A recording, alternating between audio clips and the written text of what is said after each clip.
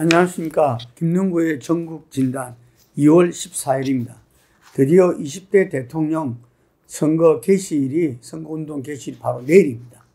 그래서 아마 치열하게 후보들이 국민들한테 공약을 내놓고 또 선관위 주최 3번의 TV 토론을 통해서 아마 이 자웅을 겨루리라 봅니다. 그런데 어제가 후보 등록 첫날이었죠. 일제히 대부분의 후보들이 등록을 했는데 안철수 후보가 등록 후 온라인 기자회견을 통해서 단일화를 제안했습니다. 그동안 단일화, 이번 대선에서도 이 최대 변수가 될 것이다 라는 이야기들이 많았습니다. 우리가 잠깐 단일화의 역사를 한번 보고 이 단일화가 왜 중요한지 한번 살펴보도록 하겠습니다. 6월 항쟁 이후에 민주화 이후에 7번의 선거가 있었습니다. 그 중에서 14대 92년도죠.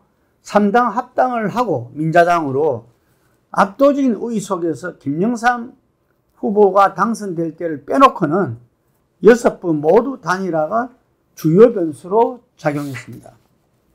먼저 13대에 보면은 이거는 단일화 실패 사례입니다. 다 알다시피 민주화 세력의 YS 김영삼 후보와 DJ 김대중 후보, 그리고 당시 민정당인 노태우 후보, 군사 독재의 어떤 이 계승자였죠. 네, 그렇게 세 분과 JP 김종필 후보가 이 신민주공화당으로 나왔습니다. 네, 그래서 이때 이 사자 구도가 됐었죠. 이 사자 구도가 요즘도 그런 말 나오죠. 국민의힘에서 사자 구도 필승론, 사자 필승론 이런 말이 나옵니다. 당시 대선에서 많이 듣던 이야기가 사자 필승론입니다. 김영삼 후보는 김영삼 후보 측은 자기들대로, 김대중 후보는 후보 측은 자기들대로 사자 필승론, 이 사자가 붙어도 우리가 이긴다. 그 근거는 지역 구도였습니다. 지역에서 확고한 기반을 가진 YS는 PK, DJ는 호남, 플러스 알파 개혁 성향의 표를 갖다가 다들 기대한 거죠. 그에 비해서 노태우 민정당 후보는 TK 마이너스 알파로 본 거죠. TK 지역에서 그건 같겠지만 서울 지역에서, 수도권에서 제대로 득표하기 어렵다. 그래서 기반 지역의 PK가 호남하고도 비슷합니다. 그 속에서 어쨌든 자기가 우위라고 YS가 주장하거나 그 결집도에서는 호남을 따를 수 없다. 그리고 수도권에서 이 호남 성향과 그리고 상대적으로 더 개혁 성향이었던 DJ가 비판적 지지 그룹들, 비지 그룹이라고 했죠. 그 플러스 알파가 크다. 이렇게 봤던 겁니다. 그래서 당시에는 지금도 상상을 줬죠. 단일화를 촉구하면서 투신까지 했어요. 투신까지. 혈서는 막 기본이고. 단일화해서 이기지 못하면은 이거는 군부 독재를 또 연장하는 거기 때문에 이거는 역사적 가오다. 뭐 어떻고 저떻고 이렇게 해서 난리 났었습니다. 그런데도 이 당시에 백기환 후보가 무소속으로 나왔는데 백기환 후보가 막판에 YS와 단일화를 했죠. 예, 그렇지만 그 영향은 크지 않았던 거고, 그래서 결국은 YS DJ 단일화가 실패로 끝나고 노태우 후보가 36% 조금 넘는 프로테이지로 당선이 됐습니다. 전부 다 이 YS DJ가 합한 표가 50%로 훨씬 넘었습니다. 그래서 그 책임론 속에서 두 분 다 이 총재직 후보는 끝났으니까 총재직 전부 다 사퇴를 하고 이선으로 물러났죠. 그 다음 총선 때 다시 복귀해가지고 여소야대를 만들고 또 3당 합당이 이루어지고 했지만 13대 때도 아마 선거 처음부터 끝까지 주요 이 변수는, 이슈는 계속 단일화였습니다. 14대는 아까 말씀드린 대로 YS 민주당이 독주로 끝났고요. 15대 하고 16대가 지금 이야기 많이 되고 있습니다. 15대 형태로 갈 거냐, 16대 형태로 갈 거냐. 15대 때가 이 DJP입니다. DJ가 드디어 71년 선거, 87년 선거, 그리고 92년 선거 모두 실패하고 마지막 사수 네 번째 대통령에 도전하게 됩니다.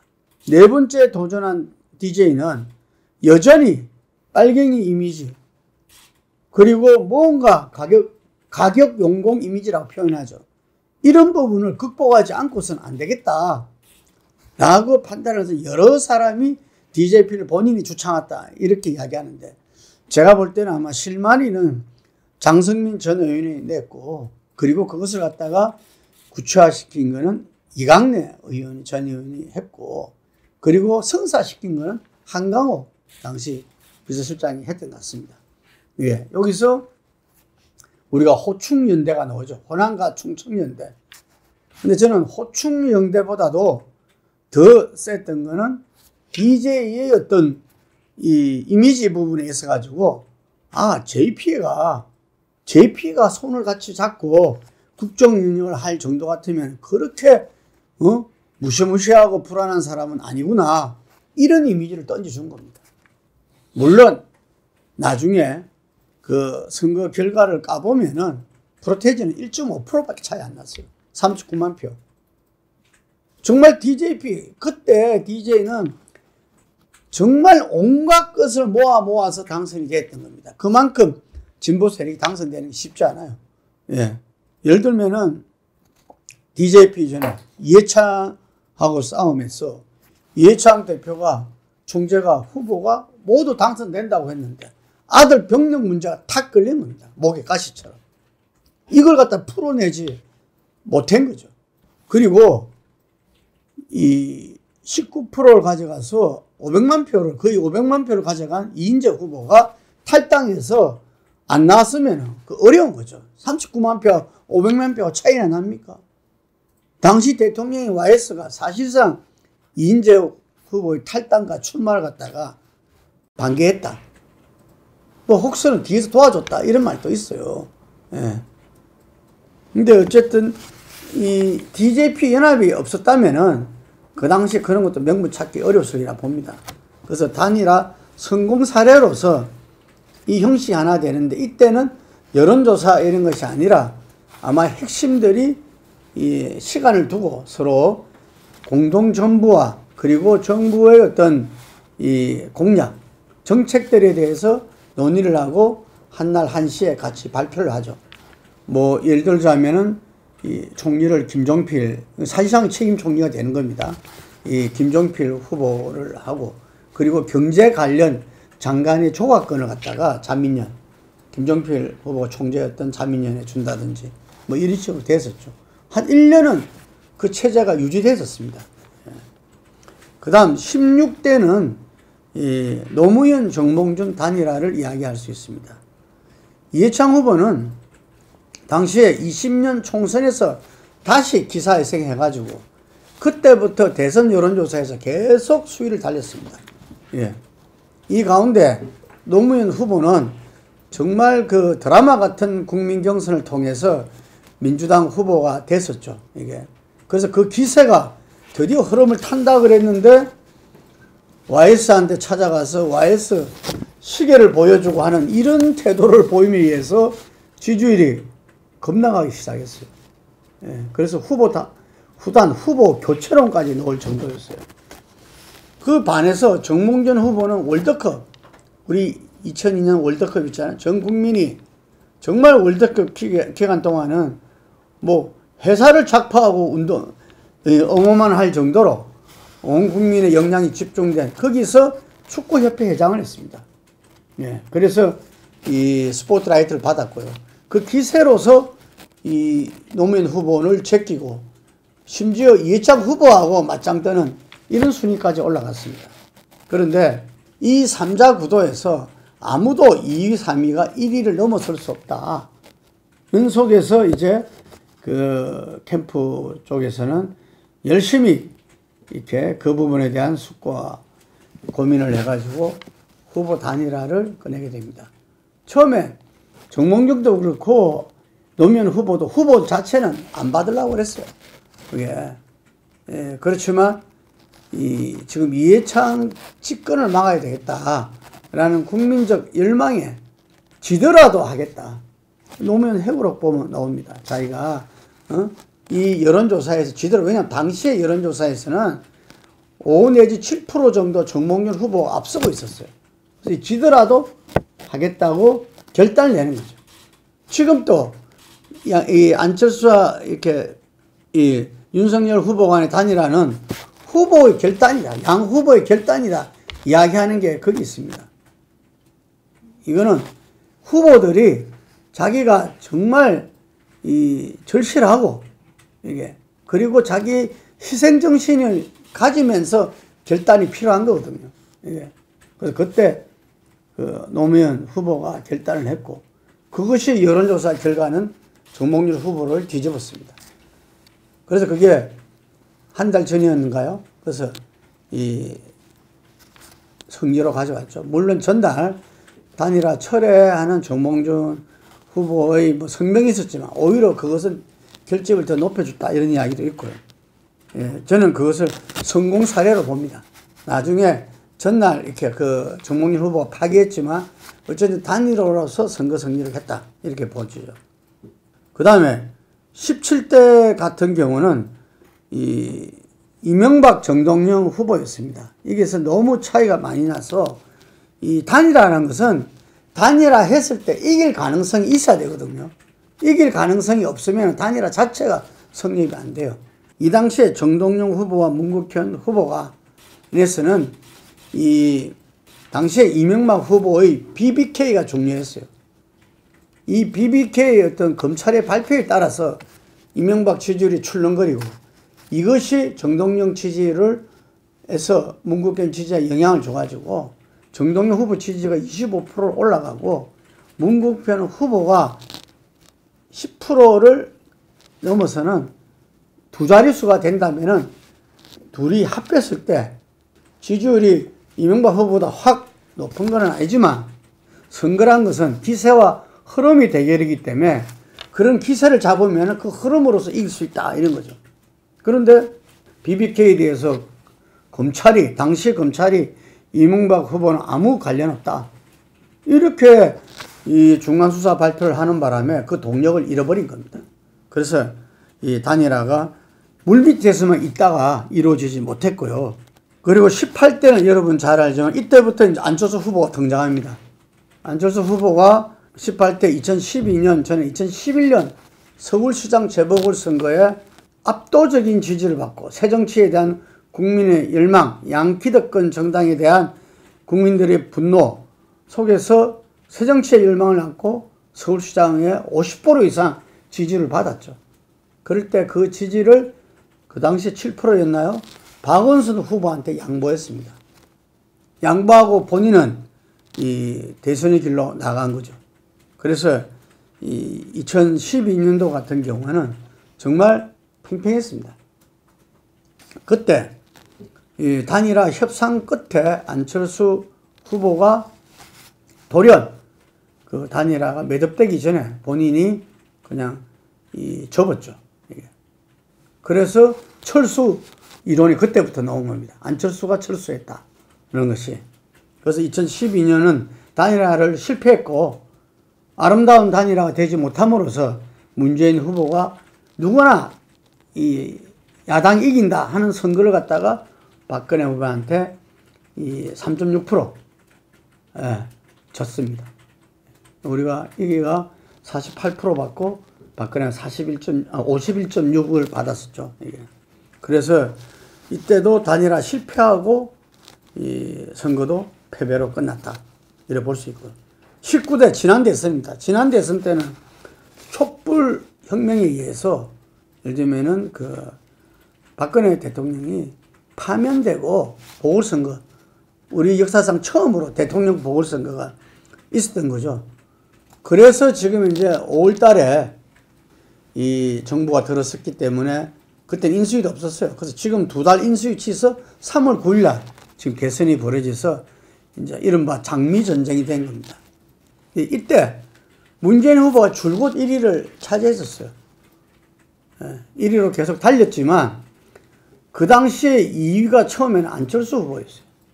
그때 3위는 자유한국당의 홍준표 후보였습니다. 4위는 그 바른당의 유승민 후보였고요.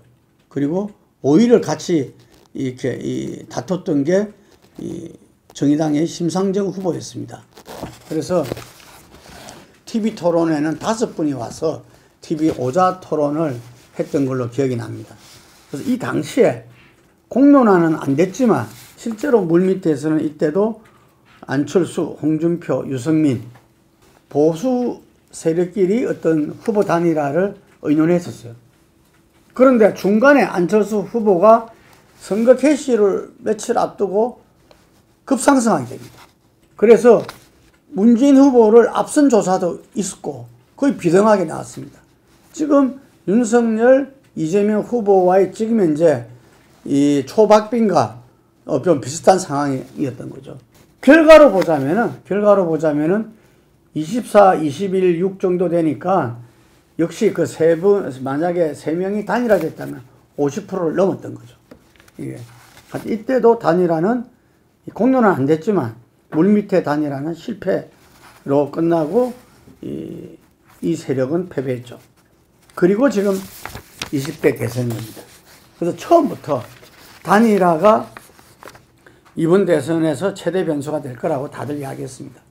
그런데 안철수 후보는 단일화는 절대 없다, 완주한다 라는 이야기를 계속 해왔어요. 당에서도 단일화 단자도 못 꺼낼 정도로 그렇게 단속을 하고 했는데 어제 느닷없이 본인이 그 단일화를 이렇게 제안하고 또 구체적인 방법까지도 이야기하고 그리고 왜 하느냐도 이야기했습니다. 정권교체를 위해서 구체제 종식과 국민통합의 길을 가기 위해서 다시 말해서 공동정부를 제안한 거죠. 이게. 그리고 차기 정부의 국정 비전과 혁신 과제를 공동 발표하자. 예. 그러니까 안철수의 새정치와 윤석열의 그 정치 혁신을 함께 모아서 국민들한테 약속하자. 이렇게 이야기했고 구체적 방식은 작년에 있었던 서울시장 보궐선거에서 그때도 지난한 단일화 협상 과정을 거쳐가지고 접합도 50%, 경쟁력 50%, 상대 후보에 대해서 지금으로 치자면 이재명 후보와에서 야권 단일화 누가 접합하냐 이걸 물어보고 그 다음에 이재명 후보에서 본선에서 이길 수 있는 후보는 누구냐 이렇게 경쟁력을 물어봐서 합산하는 걸로 지난 서울시장 때 했죠. 그 방식대로 하자는 겁니다. 예. 근데 여기서는 이 이야기가 많이 나온 게 이 정당 지지를 안 물어본 거죠. 이게 지금 이 조사에서는 정당 조사를 안 물어보고 작년에는 전체 시민들한테 그냥 이 무작위로 돌린 겁니다.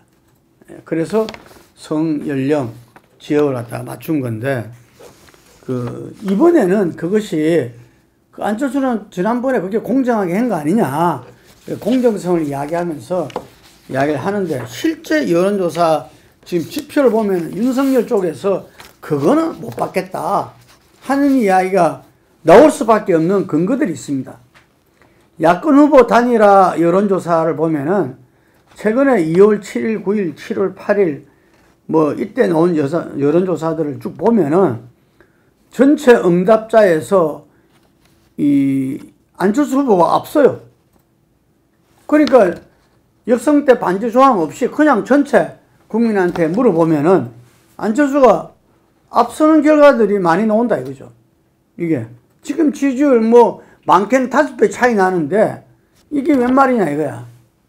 정권교체 지지자로 국민의힘 지지자로 한정하면은 압도적으로 윤석열 후보가 거의 7대3입니다. 예. 7대3인데 이거는 뭐 오차범위 내가 많지만 어쨌든 간에 전체로 물어보면은 안철수 후보 이길 경우도 제법 있으니까 이거는 불안한 거죠. 이거는 이 윤석열 후보가 지금 받기는 어렵다. 그럼 이걸 갖다가 받기 어렵다는 거를 안철수 후보가 모르고 제안했겠냐. 다들 그렇지 않다고 보는 거죠. 이 안철수 후보가 제안한 거는 두 가지 해석이 가능합니다. 하나는 이분 그 정권 교체 여론이 뭐 50에서 60% 많게는까지 가는데 자기가 단일화 없이 해서 졌다. 이러면은 어떻게 되겠어요? 정권 교체 세력에는 본인은 역적이 되는 겁니다. 예. 그렇기 때문에 이 단일화에 자유로울 수가 없어요. 그래서 이런 자기가 먼저 선제적인 걸 했잖아요. 단일화 프레임에 자기를 가두는 것을 국민들을 믿고 자기는 선제적인 제안을 했다. 이러는데 본인한테 돌아올 비난을 회피하고 자기에 대한 여지를 확보하기 위해서도 본인은 단일화 선언이 필요했다. 설사 단일화가 안 되더라도, 그 방식을 못 받더라도, 못 받은 줄 알면서도 단일화를 이야기하고 저거는 그냥 자기 완주하겠다는 거다. 이렇게 해석한 사람들도 있습니다. 또 하나는 이게 이 국민경선 여론조사 방식으로 단일화 하자는 것이 하나의 협상 카드다. 이걸 받기 어려우면은 받을 수 있는 걸 갖다 제안해라. 오늘 지금 5시가 지나가고 있는데 사실은 조금 극적 효과를 벌리려면은 핑퐁 게임처럼 오늘 좀 윤석열 후보가 역제안하는 겁니다. 저는 그 역제안 시기는 늦어도 이번 주중에는 일어나야 된다. 이 생각을 합니다. 이게. 그래서 물밑에서 지금 접촉위원 여러분들이 정언을 하고 있는데 제 생각에는 자연스럽게 새시대 비전위원회입니까? 하다가 지금 사퇴했지만 김한길 전 대표가 윤석열 후보와의 어떤 교감 속에서 안철수 후보하고는 새정치민주연합을 공동으로 같이 합당한 주역이니까 얼마든지 이야기가 가능하지 않겠나. 그 사이에서 물밑 조율을 했지 않나 이렇게 봅니다. 그래서 아까 이야기했던 차기 정부의 국정 비전과 혁신 과제를 같이 공유하고 발표하면서 공동 정권 구성을 갖다가 현실화시키는 제가 아까 말씀드린 15대 때 대선 때 DJP 연합 때는 그것을 갖다가 전부 다 그래서 선포식도 하고 그랬어요. 이게 그래서 그 정도는 상당히 극적인 효과를 나타내고 제가 아까 이야기한 대로 선거의 기세와 흐름을 주도해 나갈 수가 있는 거죠. 그래서 지금 윤석열 후보가 이야기하는 것도 10분 어떤 커피 타임으로 단판을 짓자 하는 것도 결국은 이번에 속하는 거죠. 그런 정부의 비전과 혁신 과제를 내놓고 그리고 공동정부를 어떻게 꾸려갈 건지에 대해서 합의를 이렇게 서로 물밑에서 조율 다 됐으면 10분이면 충분하죠. 그래서 2번을 선호하지 않나. 2번을 지금 선호하는데 제가 생각할 때는 윤석열 후보가 좀 전에 말씀드린 어떤 서로 간의 연대, 공동정부의 어떤 과제와 그리고 운영 방안을 갖다가 역제안할 가능성도 높다. 이렇게 봅니다. 그럼 다시 공은 안철수 후보한테 가는 거죠. 그런데 지금 이 점에서 어떤 단일화는 제가 아까도 말씀드렸지만 첫째가 절박해야 됩니다.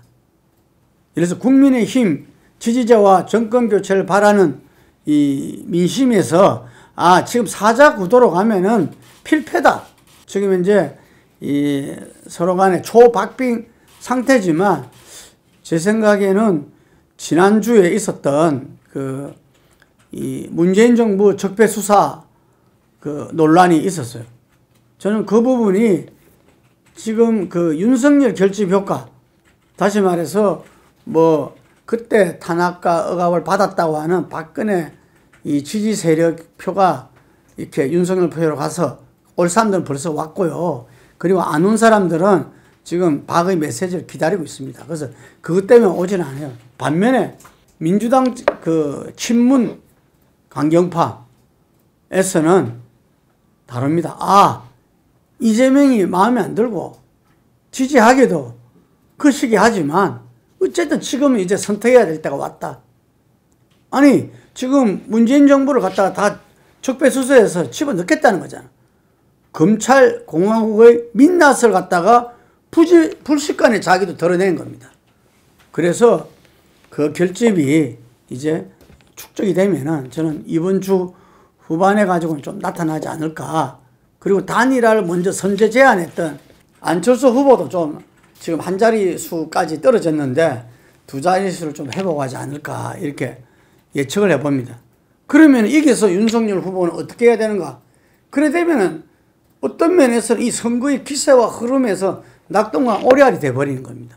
지금 이준석 후보가 뭐 사자필성론을 이야기하고 있다지만 그 친구도 아주 똑똑한 친구이기 때문에 지금 수치상으로 나타나서 시뮬레이션을 해보면 만만치 않습니다.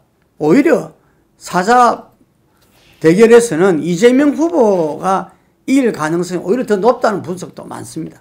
그래서 국힘과 정권교체를 바라는 세력에서 아마 제가 볼 때는 조중동, 정통적인 보수 언론에서, 보수 유튜브에서 보수 인사들이 아마 단일화를 촉구하는 그 흐름이 그냥 물밀듯이 그냥 우리 언론 지상과 그리고 이 여러 군데를 통해서 나타나리라 봅니다. 그래서 그게 윤석열 후보가 자유로울 수 없고, 그리고 윤석열 후보는 무엇보다도 지금 본인한테 무엇이 가장 걸림돌이 되고 있는가, 이걸 잘 생각해야 돼요. 뭐냐면은 제가 수도 없이 이야기 들었어요. 대도 걱정이다. 대통령 대도 걱정이다. 여러 TV 토론에서 봤지만 국정에 대한 장악력은 떨어질 수밖에 없죠. 검찰이라는 검찰 수사만 26년간 해왔기 때문에 그 시각에서 바라보고 사회도 나라든 모든 이 관계들을 각계각층을 그 시각에서 바라왔기 때문에 국정 운영을 총괄하는 대통령 자리에는 아직까지 훈련이 부족한 거죠. 그건 인정할 수밖에 없는 건 객관적 현실이니까. 그거는. 하지만 정권교체를 위해서 필요하다는 거죠. 정권교체를 필요하다. 윤석열도 어찌하다 보니까 이 자리까지 왔지만 정권교체를 바라는 민심이 자기를 만들었다. 뭐 이렇게 말하지 않습니까? 그렇다면은 본인이 그 정권교체를 바라는 민심에 자유로울 수 없다. 이런 거고. 그리고 선거를 많이 치른 사람들은 현재의 국회 구도 속에서 근소한 차이로 박빙기로 이겨봤자 이거는 국정 운영이 될 수가 없다. 제2의 탄핵 사태가 일어날 수도 있다. 10% 이상 이겨야 된다. 이런 말 하는 사람 많아요. 그래서 지금 이 고민을 하고 하겠지만 결론적으로는 윤석열 후보의 결단이 필요하다는 겁니다. 이게. 예, 그거는 이번 주를 지켜봐야 되는데 아마 주 중에 일어나야 그 효과가 극대화되지 않겠나. 그럼 핑퐁 속에서 예를 들면 주말경 두 후보가 만나가지고 최종 결론을 내는 뭐 이런 식으로 갈 가능성이 이 정권교체를 바라는 세는 최상의 카드죠. 예. 자, 그런데 그래 됐을 때 이재명 후보 민주당 진보 세력은 어떻게 대응해야 되는가. 사실 진보 세력이 민주당이 그동안 이 문제에 대해서 고심을 계속 해왔습니다.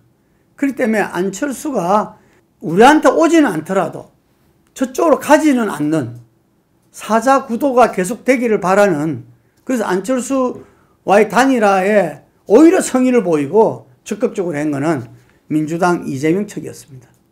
핵폭탄 같은 이 단일화를 막아야 되겠다 이거죠. 지금 또 이 단일화 제대로 될 터가 없다. 지지부진하게 되고 아름다운 단일화가 안 되면서 2012년처럼 오히려, 그리고 안철수랑 단일화를 다 해본 사람이기 때문에 안철수 고집은 꺾을 수가 없다. 뭐 이런 회의론들이 많아요.